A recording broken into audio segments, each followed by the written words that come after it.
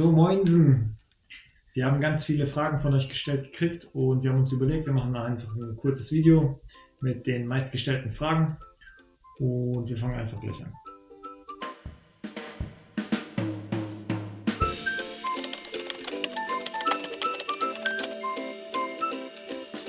Also tendenziell haben wir uns gedacht 2 Jahre oder bis uns das Geld ausgeht. Piu.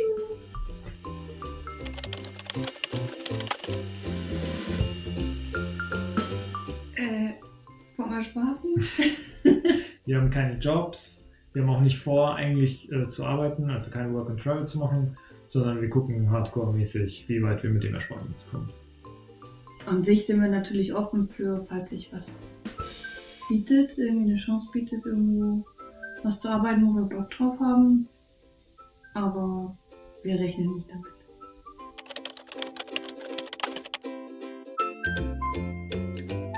Wir haben mehrere Möglichkeiten. Handy ist immer auf jeden Fall möglich in Küstennähe oder wenn wir am Land sind. E-Mail und sowas, sobald wir Internet haben, auch geht eigentlich auch klar. In Europa ist eigentlich auch problemlos, sobald wir in Landnähe oder auf dem anderen Land sind. Komplizierter wird es, wenn wir auf längeren Strecken fahren und weiter weg vom Land sind. Dann kommen sowas wie Satellitentelefon ins Spiel. Haben wir derzeit noch keins, aber wollen wir uns zulegen. Und genau, wir werden auch sowas wie ein GPS-Gerät an Bord haben, wo man zumindest unsere Position verfolgen kann und wir so kleine Updates posten können. Das ist nicht wirklich Erreichbarkeit, aber zumindest sieht man darüber, wo wir sind, wenn wir das denn einschalten. genau. Also man kann es nachverfolgen, zumindest auf der Map.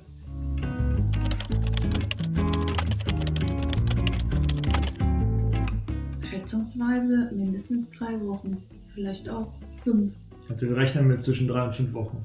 Manche haben uns schon gesagt, dass Amerika innerhalb von 2 Tagen erreichbar ist. Gutes Boot. Andere haben gesagt, dass Amerika gar nicht existiert.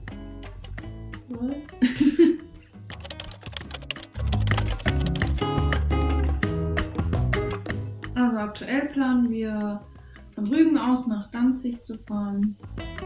Von da aus dann wieder zurück durch die Ostsee, über den Nordostseekanal in die Nordsee, dann durch den Ärmelkanal durch. Und dann ist noch relativ offen, entweder südliche Inseln von England oder halt westlicher Zipfel von Frankreich. Von da aus wollen wir dann nach Madeira. Also wir wollen eigentlich nicht an der französischen Küste entlang, auch nicht so direkt über die Biskaya und auch nicht an der portugiesischen und spanischen Küste entlang. Dafür gibt es mehrere Gründe. Grund 1 ist, die Biskaya ist ein ziemlich schwieriges Seegebiet. Und je weiter draußen man segelt, desto einfacher ist es. Und Grund 2 sind die Orcas, die aktuell in der Biskaya und vor allem auch an der portugiesischen und spanischen Küste so ein bisschen ihr Unwesen treiben und da ganz viele Ruder an Segelbooten beschädigen. Ja, das habt ihr sicher irgendwie vielleicht schon mal in den Medien oder so gehört. Und das Ganze wollen wir so ein bisschen umfahren. Und deshalb direkt nach dem Ärmelkanal Richtung Madeira, von Madeira aus dann Richtung Kanarische Inseln. Dann mal schauen, wenn dann noch alles gut ist. Von da aus planen wir dann die Atlantiküberquerung. Und ab dann wird es spannend. Dann irgendwie Panama-Kanal und dann gucken wir mal, falls wir da so Geld haben. Und noch Lust haben.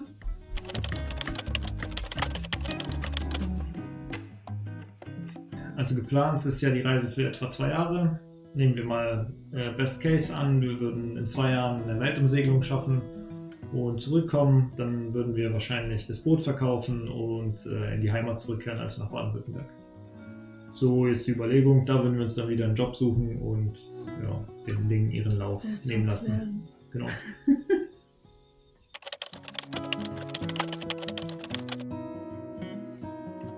Na, dann müssen wir nach Hause oder uns einen Job suchen.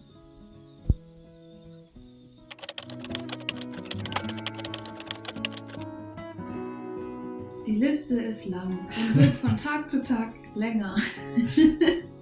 Also was man machen muss, ist den Motorservice.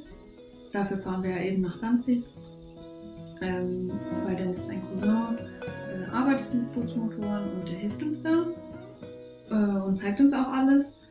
Und sonst ist es halt so diese typischen Instandhaltungssachen, Segel checken lassen. Wir wollen eigentlich das Teakdeck neu verfugen.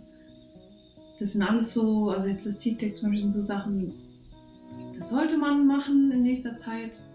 Tut jetzt aber nichts zur Sache, ob dieses Boot schwimmt oder nicht.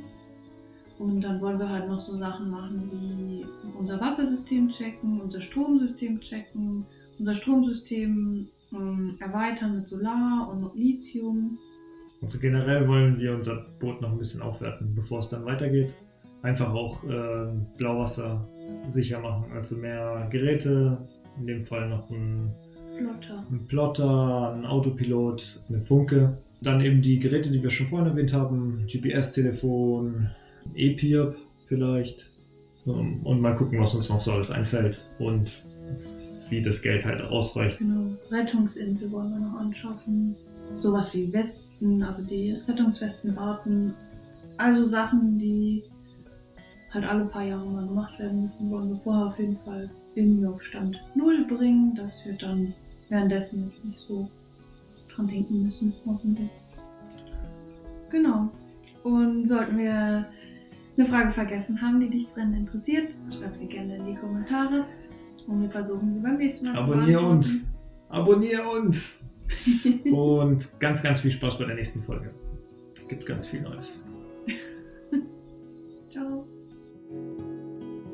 FAQ. Frequently Asked Questions. Richtig. Also solange wir noch in Europa sind. Fang nochmal an. Nee, wie macht man das? Nee, so ist Pause. Ja. Wie ist Cut? Genau. Irgendwie eine Kommunikation, ja, must. Doppelt so lange gedauert. Wir sind noch als nicht wir in Polen. dachten. Oh. Also nochmal.